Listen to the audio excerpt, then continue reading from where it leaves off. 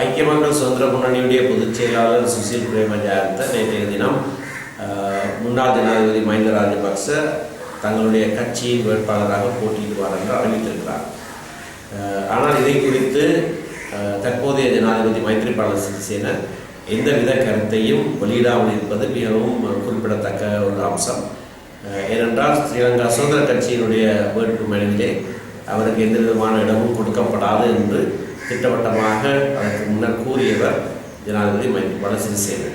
ஆகையினாலே ஸ்ரீலங்கா சுதந்திர கட்சியிலே அவருக்கு இடம் கொடுக்க மாட்டேன் என்று சொன்ன ஜனாதிபதி தானே தலைவராக இருக்கும் ஐக்கிய மக்கள் சுதந்திர கூட்டமைப்புக்கு உள்ளே அவரை உள்வாங்கி வேட்புமனு கொடுப்பார் என்பது நம்ப முடியாத ஒரு விடயமாக இருக்கின்ற காரணத்தினாலேயும் அவருடைய கூற்று இதை குறித்து இன்னமும் வெளியாகாத சூழ்நிலையிலேயும் நாங்கள் அதை குறித்து எதுவும் இப்பொழுது சொல்ல விரும்பவில்லை.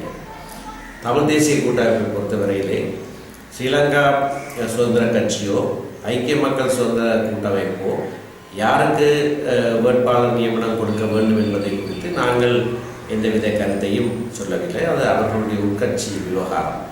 எங்களை பொறுத்த மட்டிலே நாங்கள் எங்களுடைய வேட்பாளர் தேர்வுகளை இப்பொழுது மும்முரமாக நடத்தி கொண்டிருக்கிறோம். அது விரைவிலே முடிவடைந்து மக்களுக்கு அறிவிக்கப்படும். அத்தோடு அந்த வேட்புமனு தாக்கல் குறித்த நாட்களிலே ஒவ்வொரு மாவட்டத்திலேயும் செய்யப்படும்.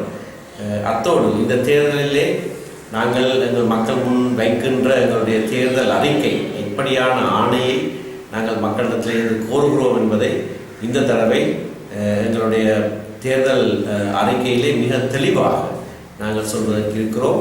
அதன் அடிப்படையிலே மக்கள் முன்பாக நாங்கள் சென்று வாக்குகளை கேட்போம்.